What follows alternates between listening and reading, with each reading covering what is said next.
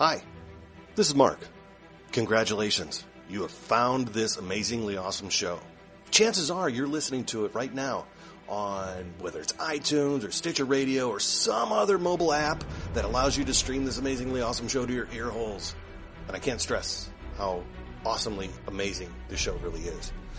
But did you know that you can also catch the latest episode of this show on the Tangibound Network? That's right. Go check out tangiboundnetwork.com. You can look them up, and you can listen to it right there. It's even mobile friendly. What more could you ask for? Which means you can pull it up on your iPhone or your Android, even your Windows phone. Yeah, who has one of those? But still, point remains, you can do it. You can do it. Check it out, tangiboundnetwork.com. Listen to this show, the latest episode, every time. Check it out.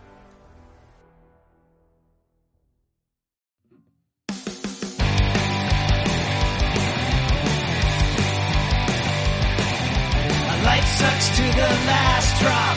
Are you gonna blow your head off? Take good aim and don't forget to duck.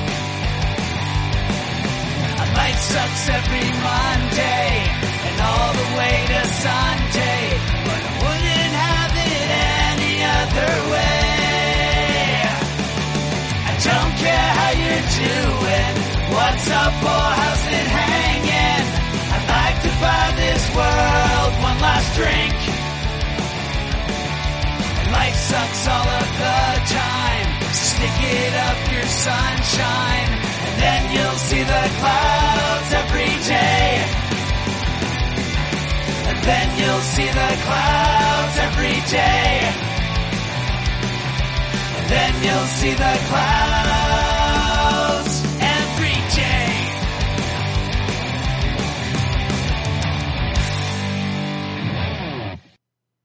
Welcome to the Crazy Life, everybody. This is like take 20 or so in the beginning because, quite frankly, I'm a touch rusty, everybody. It's been a while. It's been a while since I had a chance to talk to you guys. I've missed each and every one of you.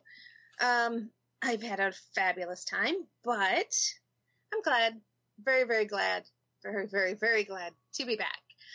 For those new that are joining us, my name is Jen, and I am traditionally the hostess of the show, but Brian and Henno have been doing a bang-up job, just the two of them, the last few weeks, while I got married and was on my honeymoon.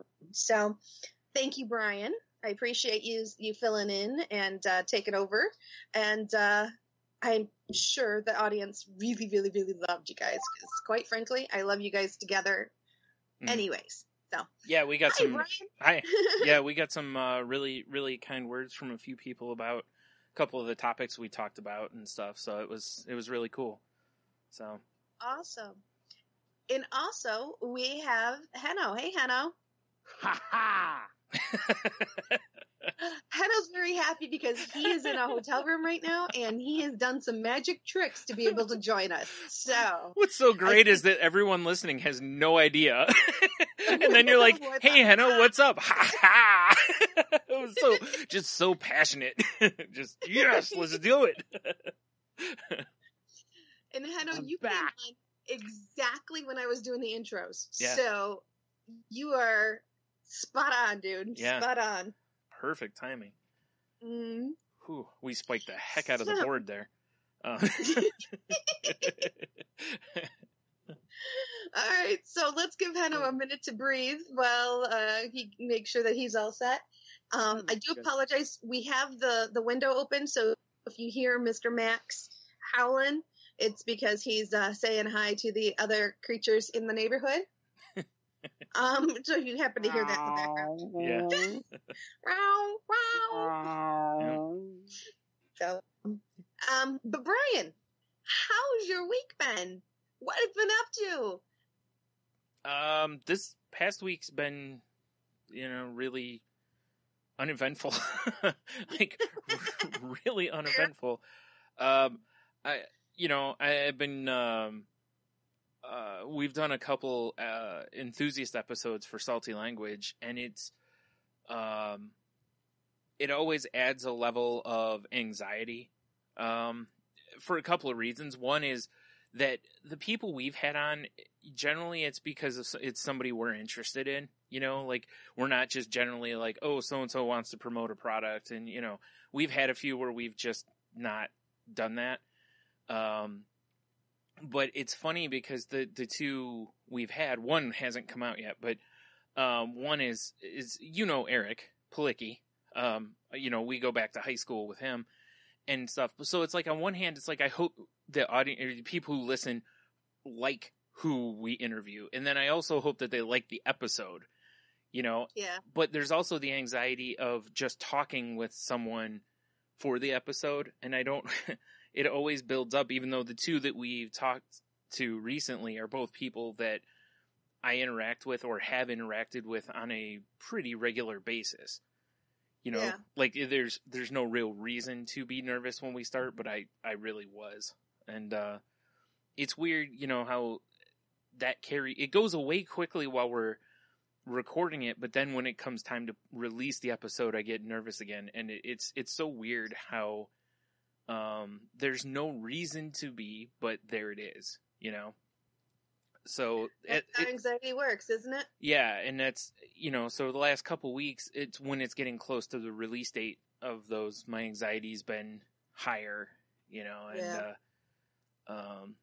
whatnot. So it's, but other than that, it's, it's been fine. It's not, I've had a few days that were meh, a couple days ago I had a pretty down day where I didn't get out of bed until almost 9:00 at night.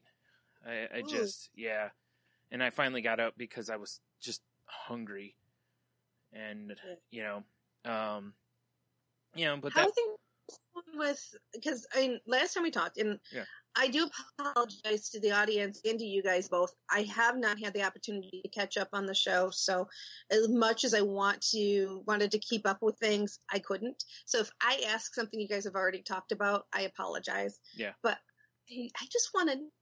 How's it going with the medicine? And I know the last time I had heard, you had mentioned that you had to stop your therapy for a little bit. Yeah, and that's still in it's still in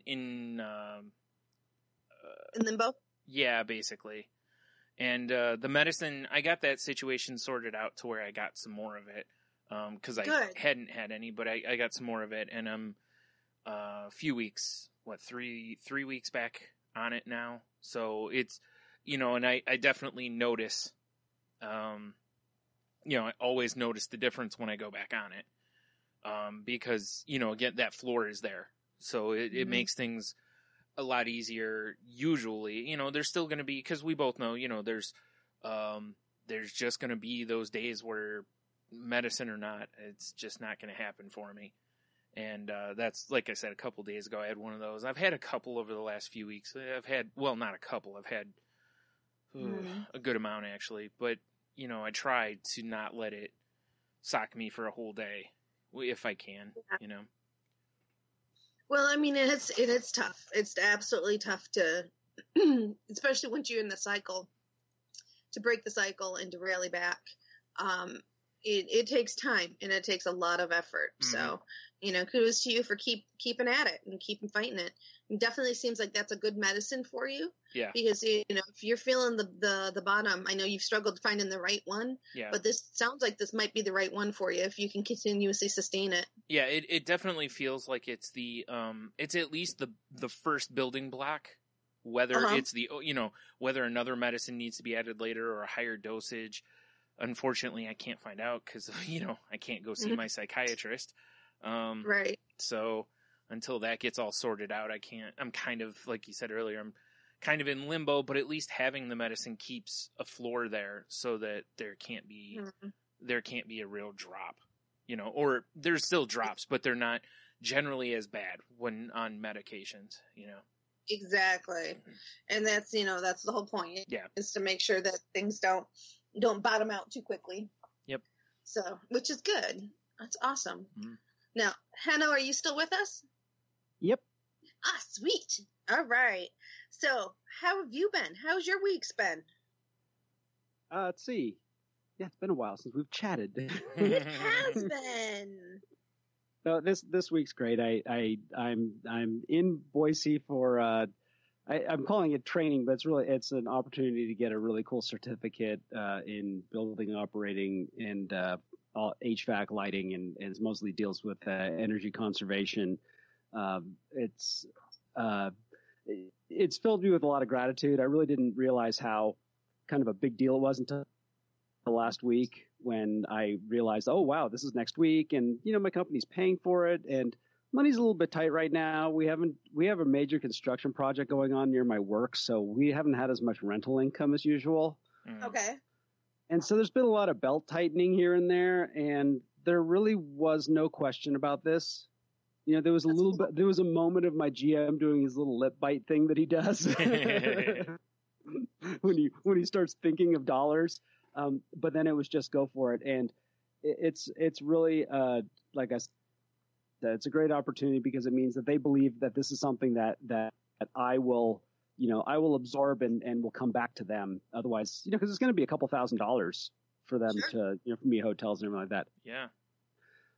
So, I feel really good about it. And then being here I did something unusual yesterday. I have never used the little gym in a hotel. Mm-hmm. Ever. Nice. And I went, why shouldn't I be? It's kind of a weird thing. Usually when I when I'm at one of these things, I turn into a complete slob, eat like crap, have junk food everywhere, and for some weird reason, I am doing the opposite. Like I actually went and used the little gym and did a workout last night. Wow, good for you. Like, I've been hardly eating any sugar, which I'm usually I am, I think I'm kind of using the opportunity to get away from habits of my house. And the thing that, I go to the grocery store, buy the same stuff. I do this, the same things. And, which is, it's just been kind of a fun, I'm like taking the opportunity to, like I always say, it's, changing geographic location usually doesn't change anything. Yeah.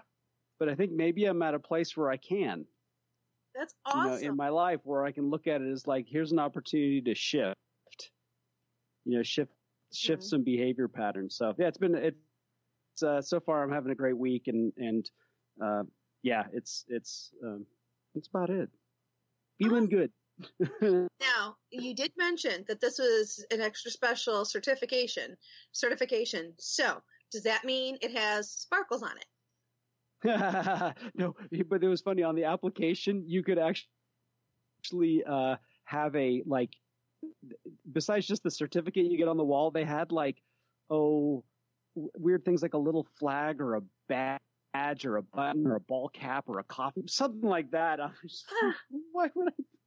Nice. Yeah, awesome. I want the ICBO patch. Yeah. Can I have my certification bedazzled? Is that an option? It's like I was like, yeah, I'm going to put this on my leathers. Some more colors. Sure. Because I'm hard like that. Yeah. A biker in a biker gang having one of those patches on his biker, Mm-hmm. Well, this certifies that I'm a, internationally recognized building operator. I'm a badass. Yeah. Well, whoa, watch out for that guy. Yep. I was just picturing a badge, but I wasn't picturing a name badge or something like that. I'm picturing a police badge. So, it's just, you have it on your, yeah. Do you know who I am? Yep. Henno starts wearing mirrored sunglasses and grows a big mustache. And yeah, I even brought my guitar and my little. I figured out how to use my iPad as basically an amplifier, and I've been kind of in the hotel room practicing, and nice. It's been kind of fun. So yeah, life's good. Yeah. Life sounds really good. That's awesome. You're not playing for tips in the lounge or anything, are you? I should have. That'd be awesome. I should just set the iPad with my little Bluetooth speaker and just put the guitar case out there. Yeah. You guys mind? Yeah. I'm sure they won't. Busking in the lobby. Mm-hmm. Yeah. word of the day for everybody out there who doesn't know what a busker is, but a busker is the people that are on the streets that play for money like that. That's the official name for them. So it's busking. Oh, Buscing, I believe it is. But yes, I learned that a few years ago, and I just thought that was really cool. So how are you, Brian? With are you noticing effect with the medicine? Anything different? No, I feel like I'm pretty leveled out, like back on it now. There doesn't seem to be any ups and downs. And, like those really weird dreams I was having a week or two ago have kind of leveled off. And it seems to be what happens before. It's like I notice a difference right away. Then a few weeks in, I'm usually like, okay, I don't really feel a huge difference until like those days where I would normally, like when I'm down to where it's like, wow, my head starts really spiraling down. And then it's like, oh, hey, I can't push through this floor here. So that's when I kind of notice the medicine. Otherwise, I don't feel all that different, day to day. So again, it might be that I need a higher dosage or a second medicine to help with it. I don't know. We'll find out down the road, I guess. Yeah. But it still feels like you've been on such a great road this year that really, as far as progress and stuff, yes, you've hit some valleys and some bumps and all this other stuff, but in general, across the whole entire, last 9 months or so, I would say it's been successful for you. Yeah. And like you said earlier, this seems to be a really good one. It's the first one where it's the first one where I think I've really noticed that it seems to do what it's supposed to do without a significant drawback, right? Because I've had others that did, like, Effects was the first one I was on. It did what it was supposed to do, but there was that blah all the time. This one I don't have that all the time. So, it's That's definitely awesome. Yeah. This one's more for me than the other one was. Good. Well, to kind of catch everybody up to speed, I kind of caught the guys up to speed a little bit before the show. So I'll kind of give abbreviated notes. But so I did get married. I do have a new last name, which is interesting, kind of going through that whole motions. Once I get my marriage certificate back from the state, then I can do all that good jazz. But so it's been interesting. As I've mentioned before about going through this journey, I've learned so much more than I ever expected about myself. I really have gained so much insight and into things that I want to work on, things that I want to focus on, getting better at, as well as things that, gosh darn it, I'm good at, that I'm going to give myself some props that I'm really good at some of this stuff. One thing that was an aha, as we've talked about before, I need to understand and accept people helping me more. I need to give them the gift of being useful and stuff. So I definitely need to work on that.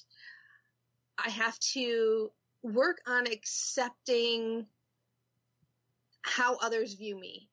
I may not view me the way they do, but they are entitled to view me as they do. So, very similar to kind of accepting compliments and stuff. I may not feel like I look amazing, but if you're telling me that I look amazing, that's valid emotions, feelings for you. And I need to accept them for what they are and take them in and honor them as the gift that they are. And really focus hard on not doing the, oh, you're just saying that and that kind of stuff and blowing it off. So it was really, it was a challenge for me, but I was able to accept that and kind of work with that, which was awesome. I didn't have the breakdown that I was expecting. which kind of is how things happen in life, that when you plan and prepare, something that then just doesn't happen, you know? Yeah. So, which was kind of an aha, which was interesting. But I held everything together really well. And I think the fact was, my best friend told me that when you're planning a big party and or something along the lines of the wedding usually is, if you try to make it perfect, one, you won't enjoy yourself. Two, no one will remember it. People remember the imperfections. They remember the quirky things, the odd things, the exciting things, the different stuff. That's what they remember. So by having a perfect quote unquote event or wedding or reception, that's not the ones that stay with people. So why would you want that? You don't want that. You want the different stuff. And that resonated very strongly with me. And I think that took a ton of pressure off of me, because when I really thought about it, I'm like, she's absolutely right. I mean, at one point, Dan and I, we were doing the sand ceremony, and we poured sand down the altar. And Dan turns and looks at the congregation and is like, well, I guess those are memories that we didn't need. And stuff like that I know a lot of people would be mortified by, but I thought it was hilarious. Everybody in the congregation, everybody laughed. I was laughing. He was laughing. And it was instead of it becoming kind of an awkward, uncomfortable moment for everyone, it became more of a moment that joined us all together. Yeah. You know, and it made it all that much more special, because those moments, those awkward, goofy moments just tied us all together and made it even more closely knit as a family of friends and everybody. So, and a lot of that happened throughout the entire evening. Like at one point, I have two fathers, and during the father-daughter dance, I switched partners. I started with my biological father, and then I switched to my stepfather partially way through. Well, my biological father, you know, is kind of to bridge the gap. I didn't realize Dan was going to do this. He went up and started dancing with him. So I'm slow dancing with my stepdad, and my husband was dancing with my father. So again, it's stuff like that, you know, that really just, it made it more real for me. And I think it took the anxieties away, and it took a lot of the pressures away, having those different oddities. Another great one, which really surprised me, that I think is because I didn't realize it was going to happen. But at one point we did this thing where my husband and I sat back to back, and we each had a shoe. First of all, taking my shoes off in public, especially after wearing them all day and hot and sweaty and all that stuff, anxiety to the max, because all I can imagine is all of my guests smelling my rotten feet. But thankfully, they didn't. Thankfully, I had enough powder in my shoes that it did their job. Thank gosh. It did their job. But so I had one of his shoes and one of my shoes, and vice versa. And the DJ would ask questions, and we'd raise the shoe for the person that it best fit. Well, one of the questions was, who do you love the most? And I put my shoe up. I was meaning it kind of like funny, sure. silly, whatever. You know, and the fact that I felt comfortable enough to play around like that, I think spoke volumes to me anyways, that the atmosphere that had been created was so warm, so welcoming, that I didn't worry about making a mistake. I didn't worry about a stumble here or there or anything like that, because I felt so comfortably embraced by everyone. And very seldom in life do you ever get those feelings. Yeah. You know, being in front of 100-some people, and I wasn't afraid to be a fool. That's awesome. pretty, yeah, that's pretty monumental for me. Yeah, it is. Pretty monumental. Yeah, mm-hmm. That's, you know, I hope that my wedding next year will be like that too, where we really don't want to plan too much. I'd rather have it be like just a bunch of friends hanging out with each other, and something occurred. Mm-hmm. Like that, kind of like you talked with that spontaneity that you guys introduced, or if it wasn't introduced, you allowed to occur. Yeah. I love that idea of like that it is the off the cuff, it's the weird stuff that you remember, all the stuff that went perfectly. You're right, it doesn't really matter. So I don't need perfect. What I want is emotion. What I want is connection. I want connection even from the guy Tony who's going to be periscoping the whole thing, and doing color commentary, Tony. But that kind of stuff, I know I'm asking for it, but I want that too, because to me, for people that have tried to control their lives a lot, and that is me, I to a degree I am one of those people. I want to have.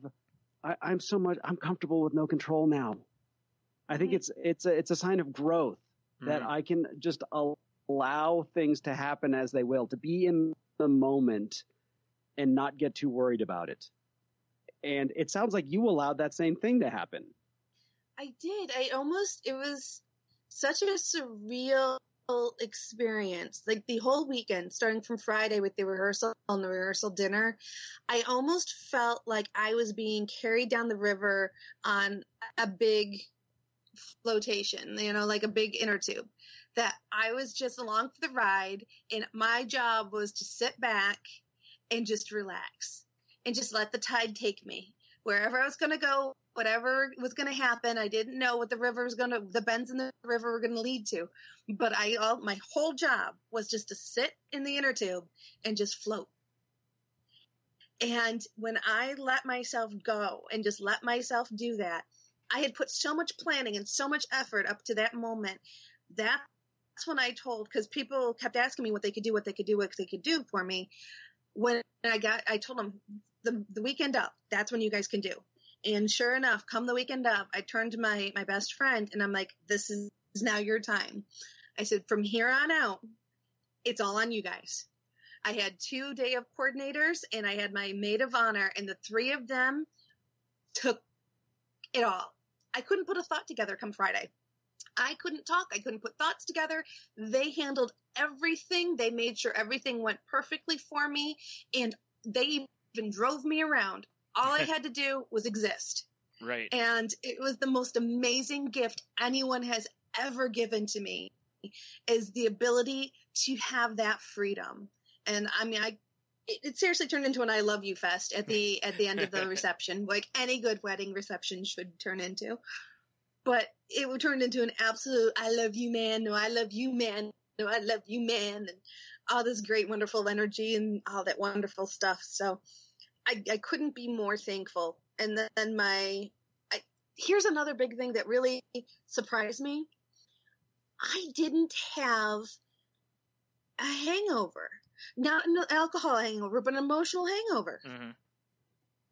I thought for sure I would have an emotional hangover. You certainly, you would, because it's such from early on through a decent part of, probably all day, I'm assuming, his most, receptions don't end until later at night. So you would think that for a day or two after that, you'd be recovering from that. Yeah. Because Friday night was the rehearsal dinner. I didn't get back to my hotel room till like 11 p.m. Friday night. Saturday started at 9:30, didn't end until 11 p.m. Sunday, I still had one last party that started at noon and ended at 4. So it's like I didn't stop basically for 48 hours, other than to sleep. Yeah. And I was around people the entire time, different people, different walks of my life and stuff like that. So I thought for sure come Monday, I was going to be emotionally dead to the world, but I wasn't. I felt so good. And whether it's a combination of the medicine and the growth I've made through the show, or, you know, the support system that I have, most likely a combination of all three, you know, came together in just a perfect pyramid that supported me. So, I mean, like I said, I can't be more grateful, and the generosity of everyone. Yeah, I cannot be more grateful or more humbled by under all the wonderful people and around me. And words got thrown back at me that I always love it when that happens, when somebody throws my words back at me and makes me accept them.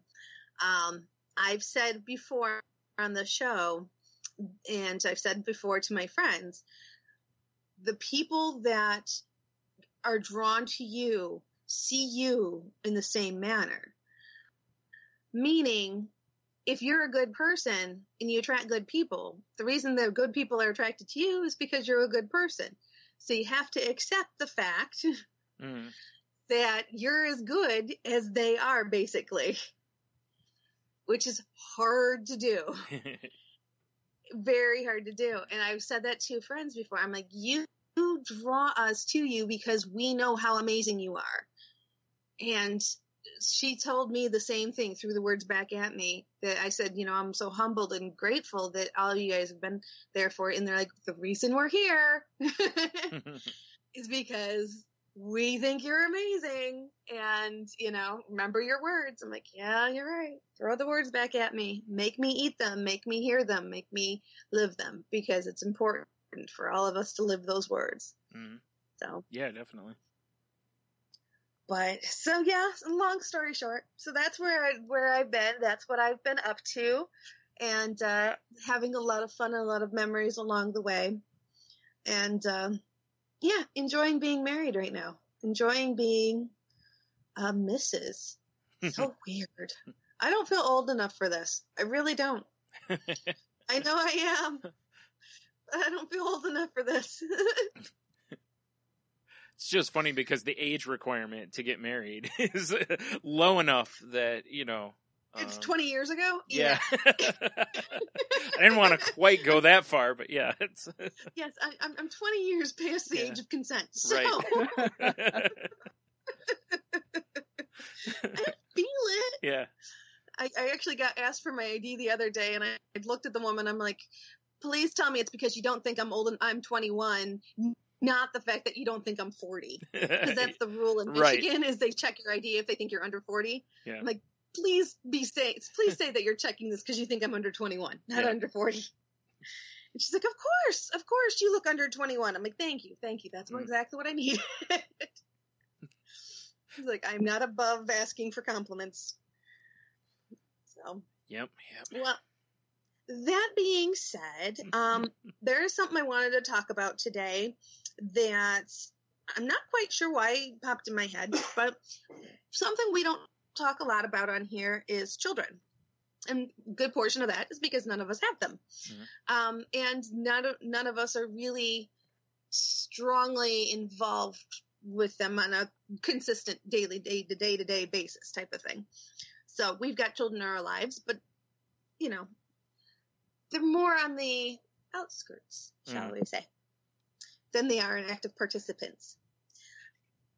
Yes, we get to give them back. Someone in the peanut gallery over here gave me that one, which is true. We get to give them back. So something made me start thinking about anxiety in kids and how do you handle that? I mean, kids get anxious and they have a lot of fears and stuff. But it's like, how do you identify when to push them, when not to push them, you know, when to help them? I mean, it seems to be quite a tricky place to be. So I found this article that says what to do and not do when children are anxious. How to respect feelings without empowering fears. Now, this is written for adults to children, but I think this could work for adults to adults too. See what you guys think. So when children are chronically anxious, even the most well-meaning parents can fall into a negative cycle, and not wanting a child to suffer actually exasperate the youngster's anxieties. It happens when parents anticipating a child's fears try to protect her from them. Here are the pointers for helping children escape the cycle of anxiety. Number 1, the goal isn't to eliminate anxiety, but to help a child manage it. None of us wants to see a child unhappy, but the best way to help kids overcome anxiety isn't to try to remove stressors that trigger it. It's to help them learn to tolerate their anxiety and function as well as they can, even when they're anxious. And as a byproduct of that, the anxiety will decrease or fall away over time. Oh, that seems pretty good advice. Well, yeah, it's true, because anxiety is based in our fight or flight mentality, you know, in our survival instincts. So you don't want to eliminate anxiety altogether in people, but you definitely want to teach them how to manage it, you know, especially when it's, I don't want to say unreasonable, but, you know, when it's not logical. Yes. And so, yeah, that's a great starting point, because it really is the truth with a lot of people that, you know, if you can help them manage it, generally it calms itself, you know, during that time. And I think it's also a great way to introduce using your words, for lack of a better terminology for it, for kids. I'm a big one for even adults, because adults struggle with it probably more often than anybody. And my husband's laughing in the background because I'm constantly telling him, use your words, because more often than not, when we get angry, when we get upset, when we get anxious, when we have these stronger surge of emotions, we lose the ability to be able to articulate them. Mm. So we lose that ability to be able to say what the stressor is, what's bothering us, you know, what the other person can do, and we get lost in the emotion. And I think this helps to, you know, by talking to the child, and to help them understand what words to use, you know, not, I'm scared. Yeah, okay, I get that you're scared, but why? You know, what's going through your mind? What are you thinking about? What would happen? And really almost to address it, kind of like, Brian, you've said that your therapist kind of goes through with you. Yeah. You know, let's work this through. Let's start at the beginning. Let's work through the whole big picture. It's like, what's going through your head? What do you think's going to happen? What do you feel is going to happen? And kind of work through and get some solutions for each and every one of those different fears. Gotta use those words. Yeah, well, it also helps. One of my big Go ahead, Hannah. Oh, sorry. One of my big questions is, at what age does a child understand the concept of anxiety? Yeah. Because all I had was fear when I was a child. Yep. Now, it may have come in the form of homesickness. Mm-hmm. It may have come in the form of nerves. But, like, at what point at what age can you actually have that conversation with your child and call it anxiety? Well, without having kids, because that's a great question, and without having kids, it's difficult to know, but I would say it depends upon the child and where they're at developmentally and where they're at conceptually, because I think it's finding that balance, because you want to use appropriate words for the child that you're talking with, but also don't, for lack of a better word, dumb things down either. You know, they are much more intelligent than we ever give them credit for. A friend of mine, way back when, their son is actually 16 now. And this is when their son was just learning to talk, and he had the grasp of the English language, but was struggling to put the words into sentences and stuff. And we were in the car, and she turns, and he was acting up, and she turns and looks at him and goes, you are so frustrating me. And me, being a non-child person, started laughing inside myself and going, this crazy woman, she's using big words like frustrating and stuff. The kid has no clue what that means, whatever.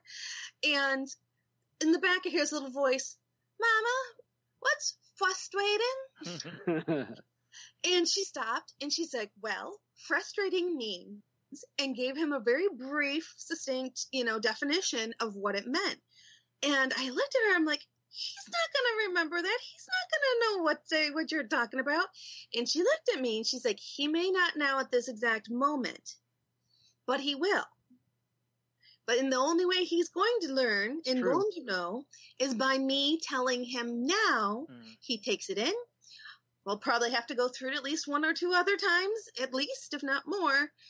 But he's learning each and every step we go.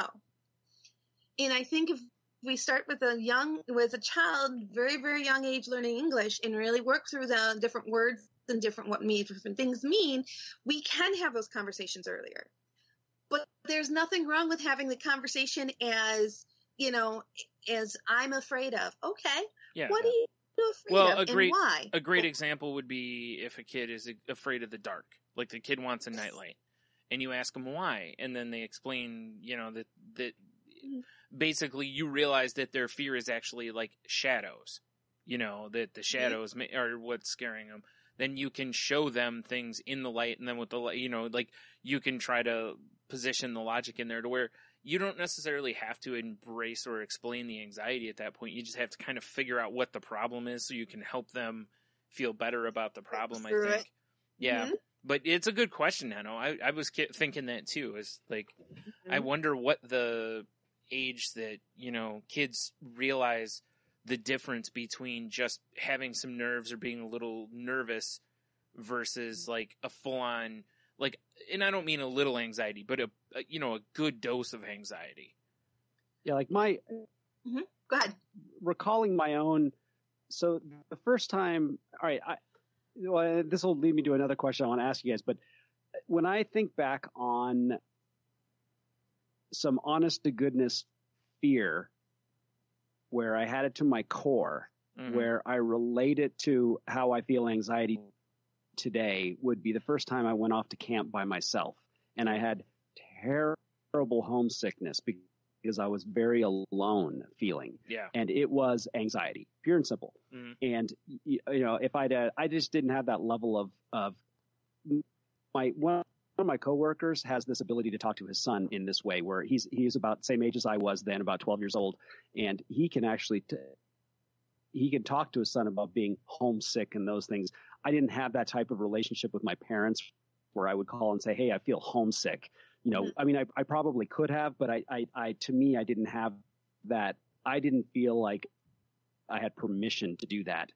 That's not on my parents. That's that's me, because this also ties in with the fact that I was always very shy as a child. And I can equate a lot of my younger, like I was always pushing my sister to do stuff. I was always telling her to go talk to people. I was going always, and a lot of those feelings that I had growing up of being afraid of people and those kind of things, I actually can see now how they related to my later alcoholism and some of the traits I had as an alcoholic. A lot of those but those types of fears were minor compared to that homesick event. So my question to you guys is, are there behavioral things that you have today as a result of mental illness that you can actually connect to feelings you had as a child, or are they disparate? For me, there are. Yeah, I definitely can too. Yeah. Definitely. And honestly, the examples you gave, except for the camp, I never went away to camp. But I almost parallel right with what you said, Heno. But it wasn't so much camp. It would be when I would stay at someone else's house. Not so much Tony, because Tony lived 2 houses from me. But if I stayed at like my sister's house or my grandma's house or something like that, even though it was a safe environment, it was still not home. And it was a weird feeling. And like, I would feel like and now I'm the same way. When I'm away from home, I want to get home. I want to go home. Cause home is the safe spot. And I think that was the further I drifted from home as a kid. I always wanted to just like, no matter what trip we went on, it didn't matter if it was for 2 days or 2 weeks. By the end, partway through, I was like, I want to go home. Like, and I'm the same way now. No matter where I go, it doesn't matter for how long, there's a point where I hit in my head where I'm like, I want to go home and I want to get there as quick as I can and such. So, and also when you talked about a fear of talking to people and getting other people to talk to people for you, that actually is something that I've done for a long time too. And, you know, like I've got a brother who does it too. And I think it's because we were afraid to talk to people, and people would step in and do that for us, you know, like, and so enable you. yeah, exactly. So, and then as an adult, it's, you know, I've done my fair share of calling and talking with people myself, but even now I dread it. Like, if I have to make a phone call, even if it's for nothing, like, you know, I've mentioned before on the show where all I needed to do was call the pharmacy or call my doctor for a refill, and I'll put it off for a week, you know? And when I was a kid, I used to do that too. Like, if I had a question in class, I didn't like to raise my hand a lot of times because I didn't want to draw attention to myself because I was so shy. Yeah. And again, you know, and going even further, I don't like messaging women on dating sites because I don't like that first step. You know, so I have a real issue with reaching out to people and talking with people in that aspect that started from a kid, and it's, you know, done nothing but get exponentially worse as I've gotten older. And that means similar with me. I mean, mine, I always used to say my stomach hurts.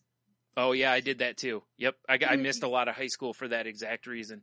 Yeah. So whenever I got a bad anxiety attack, I never could understand what it was. Now, out of curiosity, can I interrupt you real quick? Yeah. Did your stomach actually hurt, or were you just using? Okay, mine did too. That's why I was asking. Okay. Yeah, it's because and I mine actually still I went does. to the doctor. Yeah. Yeah, this was in the early '80s. Because I used to get really, really bad stomach aches and would actually make myself physically ill, usually before tests and stuff. And when my mom took me to the doctor, this was before, like I said, early 80s. So we're talking before a lot of the studies and a lot of understanding about anxiety attacks and depression and bipolar and all of that stuff. Yeah. It was slightly there, but it wasn't nearly where it's at now.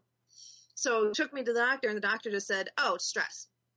And she's just suffering from stress." And what happens is, when she's under stress, her stomach works overtime and produces an excess of acid.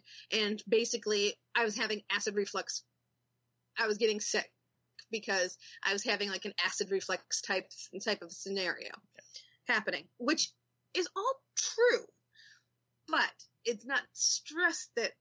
It is stress exactly. that caused it, but what caused the stress and made the stress so bad was the anxiety attacks and the bipolar and all that stuff that I was dealing with that I didn't know.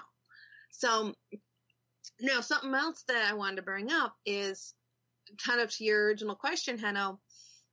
How did you feel when you finally owned it? You know, for me, owning that I'm bipolar. For you, Henno, owning that you're an alcoholic. For you, Brian, owning that, you know, you have depression and other issues. When you actually could put a name to it and you actually owned it, how did that make you feel?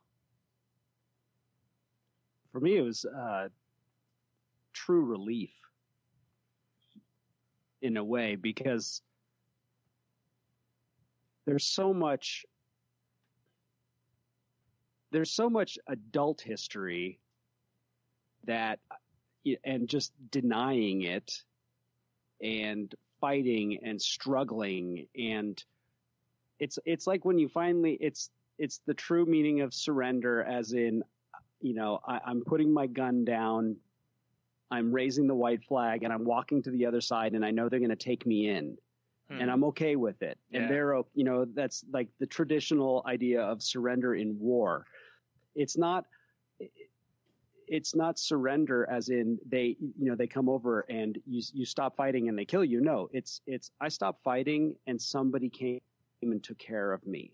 And that's what that feeling was. And then from there, it was and then that led to acceptance, and the acceptance led to understanding, and the understanding led to making sense of my life and these things. You know, it was opening my mind. Like I said, I was beaten to a state of reasonableness. I was made teachable. Yeah. And I started to learn, and then it was like, and it didn't all happen at once, but at least, it was chunks, let's say. Okay, now I can explain how I felt for, the last 5 years. Now I can explain how I felt for a decade, 2 decades. And then there were some things where it took some time, but the connections were made. It was like, oh, wow, this is why this happened when I was out of high school. This is what happened when I was in high school. This is why I always did this thing when I was in kindergarten, kind of stuff.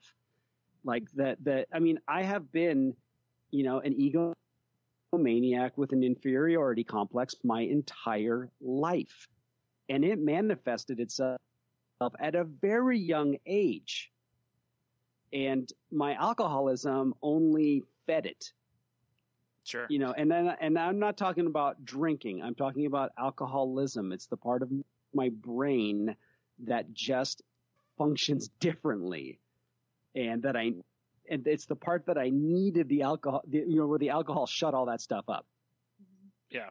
But now, it was those behavior patterns. So that was my feeling of it. It's really funny, isn't it? Like, you used alcohol to shut that up, and I used it to let things out. Yeah, alcohol can be used in various ways. Yeah. But think about, what if you had someone help you get to that place when you were a kid? How would that have changed things for you? If they gave you those words so that you would know what, instead of just dealing with it and trying to figure it out on your own and just kind of living in this state, someone gave you those words, someone helped you to understand it at a younger age, how that would have changed things for you. And maybe, who knows, you can't change history, but maybe what that would have opened up for you if you had gotten to that, someone had helped you to that point earlier on. That's a great question. I mean, that is a really, really great question, because I'm imagining, like, okay, let's say I did have that level of an open communication, and it could be anybody. It could have been my parents. It could have been another family member. Sure. Yeah, just any adult, where if I could have openly expressed some of these inner fears I had and inner, confusion for whatever, would that have changed anything? Would it have sent me down a different path, so to speak? I really don't know. Yeah. It's hard to say because, and there's so many different variations to it and based upon your beliefs and stuff. And so, it's more of I don't think there ever is an answer to that, but I just think it's kind of interesting because, it kind of even piggybacks off your original question, and it really comes down to knowing the child and knowing what they can understand, what they can take. But I also think that it's so important, we as people who have lived through that moment of understanding and that relief, I would have loved to have that relief back in high school, maybe even back in junior high, but definitely in high school. If someone was able to sit me down and say, look, honey, what you're going through is perfectly normal. This is not growing pains. This is bipolar. This isn't, every kid's specific. Awkward. Yeah. Yeah. Yeah. Well, all right. So I have a thought that just popped in my head is okay, I would still have the feelings I had. Mm-hmm. I would still have the feelings I ended up having. And however, one thing would have been different, and this is also part of these, and these diseases, is they encourage us to isolate. Yes. They encourage us to handle things on our own. They encourage us not to communicate. They encourage us not to listen. Mm-hmm. Now, if I'd had those tools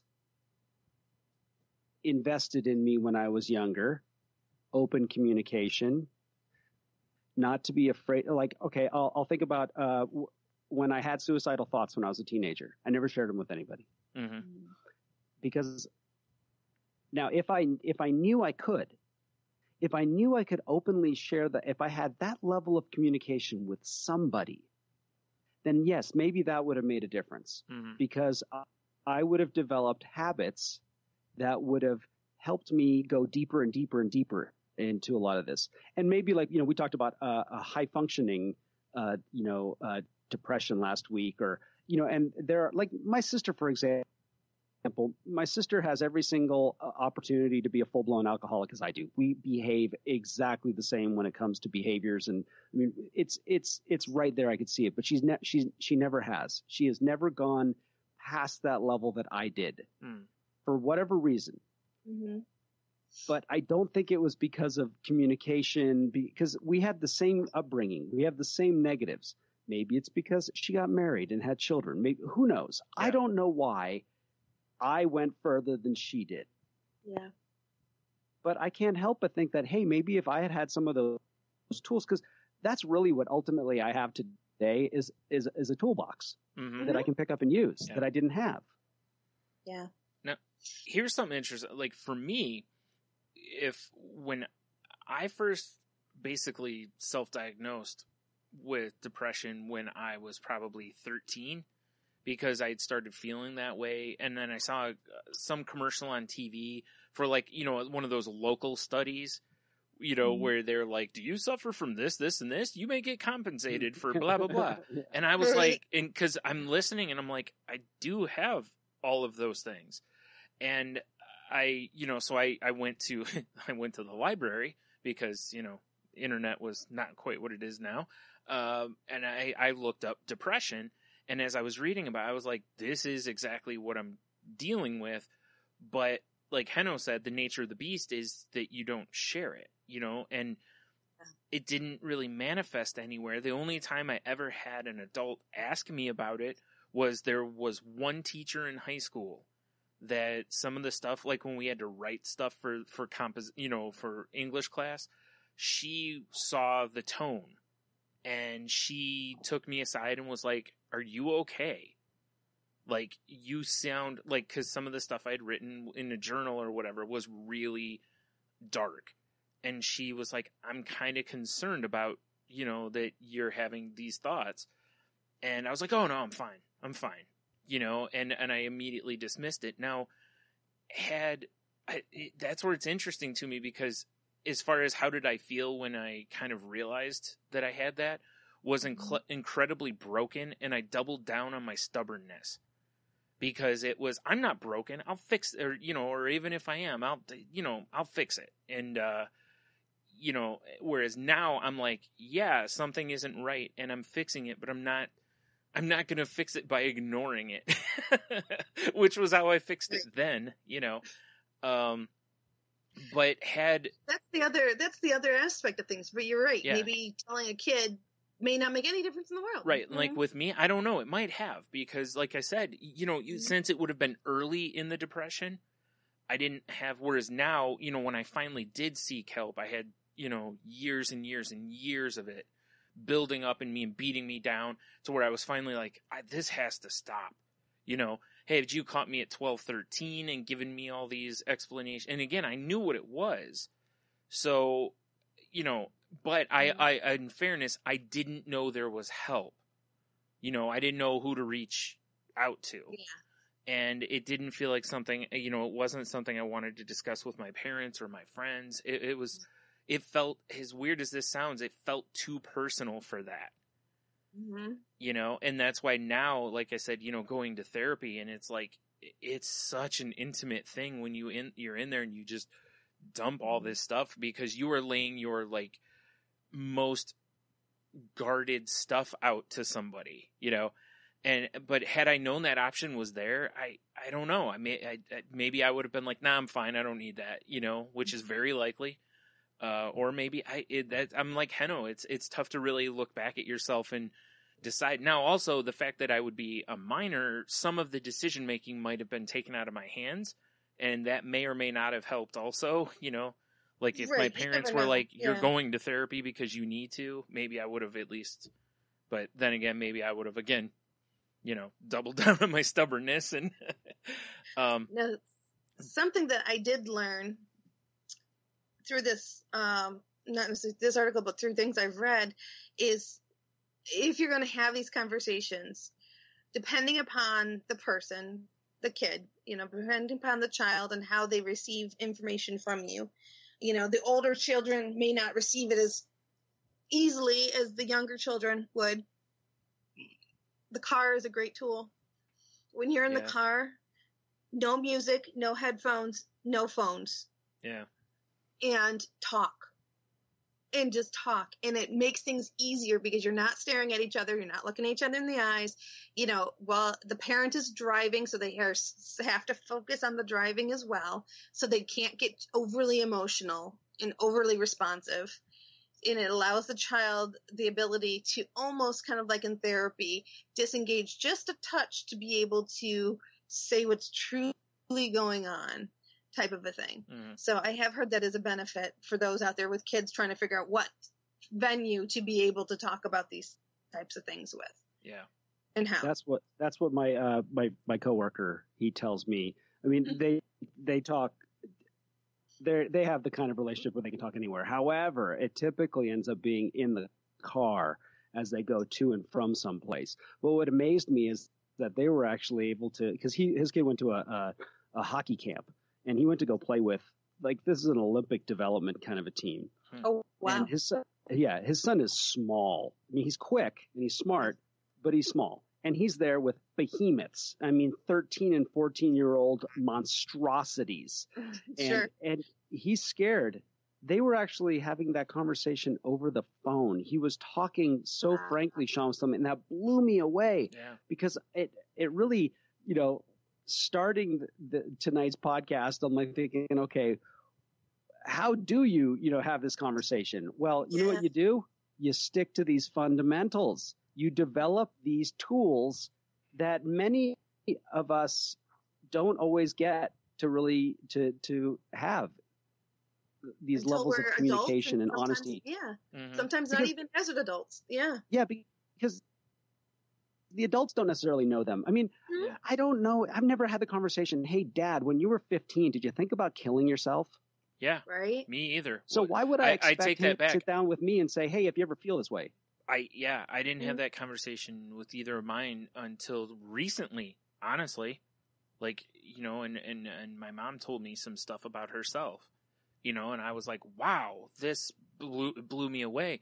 But I'm 37, and it's like, man, it's, it would have been helpful, Mom, a few years ago. Well, it's like, I don't want to put that on anybody, but it's like the part that stinks was when we were in school, there was never anyone that went around that I remember anyway. Maybe there wasn't, I just don't remember it or I ignored it.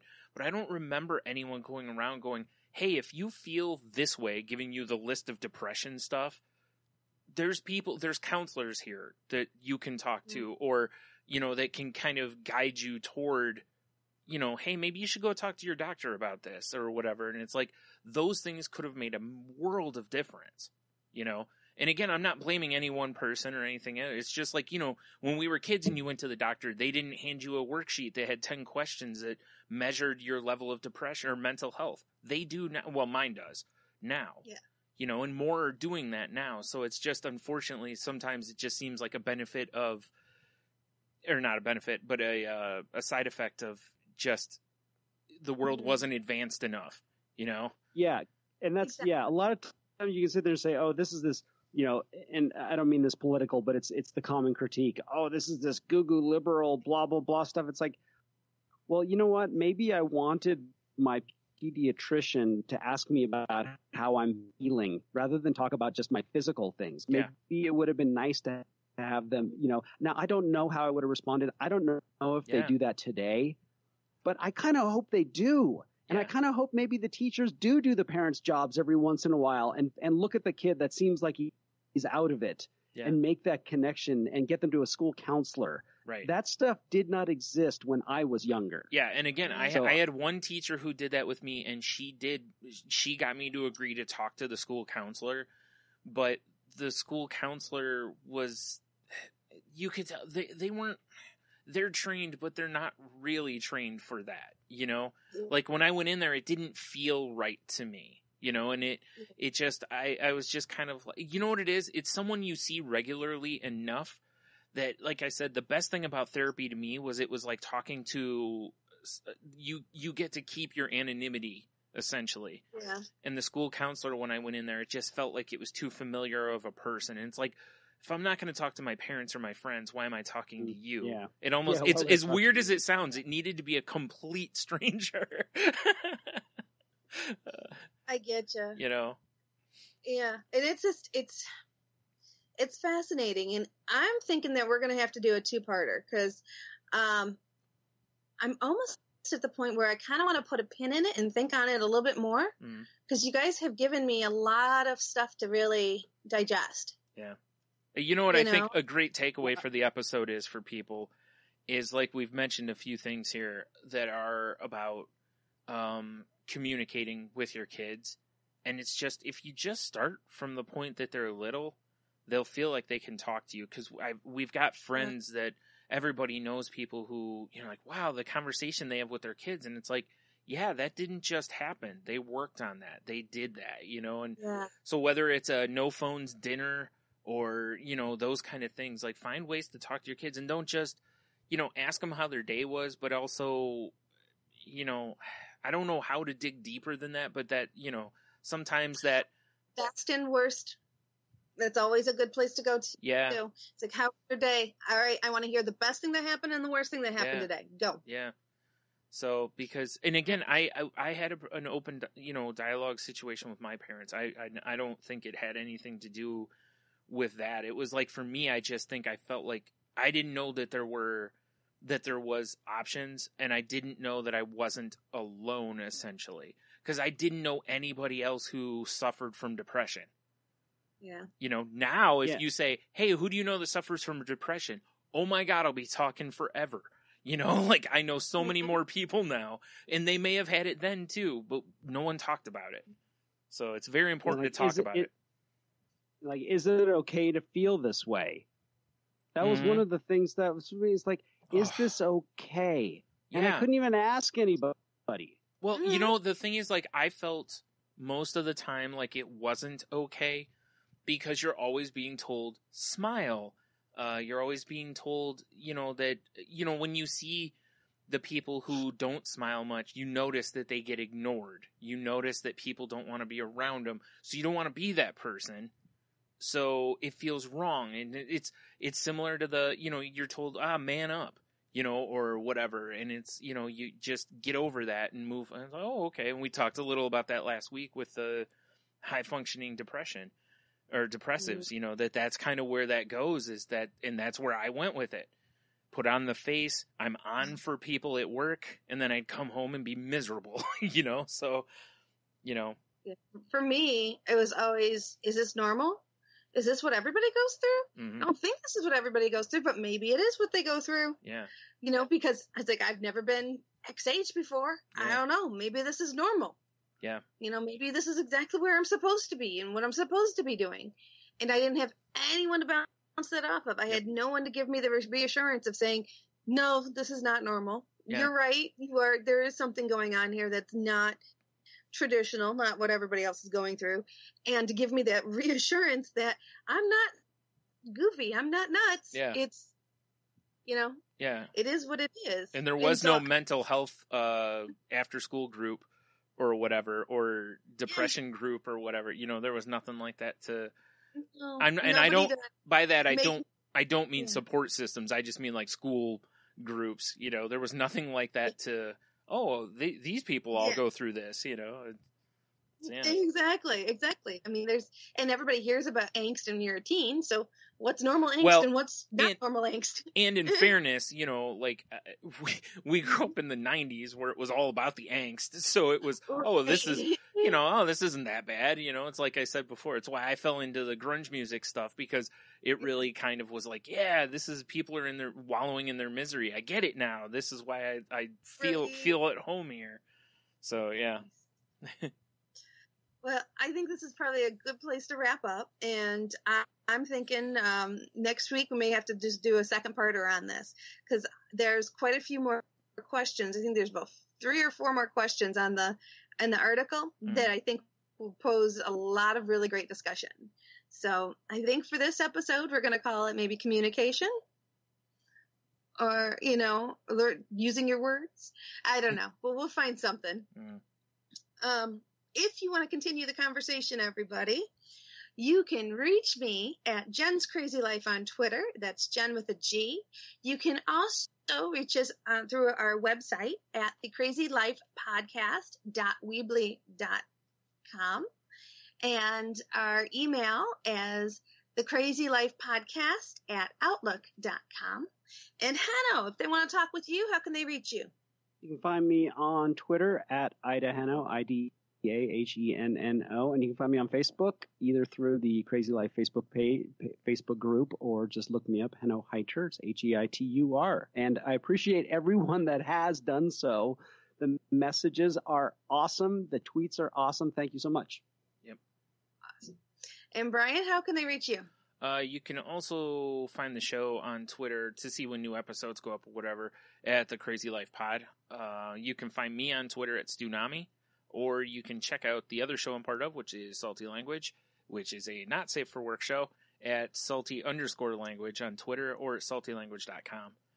The show's Facebook group that Henno mentioned can be found at facebook.com/group/crazylifepodcast. And you can also find us on the Tangent Bound Network, which is at tangentboundnetwork.com, and Wicked Radio Network, which actually I think the website still up? I forgot about that. I got to take that out of there. So never mind the Wicked Radio Network. I don't know. I just thought about that. I don't think it exists anymore. But anyway, we'll give him a shout. No, I don't anyway. think so either. Yeah, whoopsies. Yeah, what are you gonna do? Also, we're the show shouldn't be seen as a replacement for therapy or anything like that, because we're not trained professionals or doctors or therapists of any kind. Just three people sharing our experiences. And if you feel like you need help, please, even though I admitted to self-diagnosing earlier, please don't do that. Go talk to a doctor. Get the help you need, because it is out there. I spent way too long not understanding and knowing that, and then even when I did know it, I still put it off. So don't be dumb like me. Go take care of it. Go help yourself out. Don't wait. I read something the other day, and I've read this a few times now, that said something like the average guy with mental illness waits over 10 years before they go seek help. So, that's no bueno. So please go seek help if you need it. That's stubborn. Oh yeah, for sure it is. It's the man up mentality. Right. That's not manly, guys. No. That is not manly or sexy or awesome. No. And of course, if you're feeling suicidal, please don't act on it, and try not to be alone if you can help it. Tell a friend in your support system, or call 911, tell them you have a mental health emergency, call your doctor, therapist. Again, if you have insurance on the back of your card, a lot of times there's a number to call for mental health issues. There's a lot of online groups where you can just talk to someone if you need to. There's links for that in our Facebook group, or, hit one of us up and we can get you those links. But again, please don't act on anything, and again, this isn't just a end stage suicide type of thing. This is if you realize you're starting to make plans, that's time to get help. So, again, please don't act on it. Absolutely. Well, with that, I guess we're coming to a close. Again, I missed you guys all so much, and I'm so thrilled to be back. I forget how much I missed the show until I'm back in it, and I look back on things and, wow, I missed it. So thank you for having me and having me back. And with that, keep breathing, everyone, and don't forget to wiggle those toes.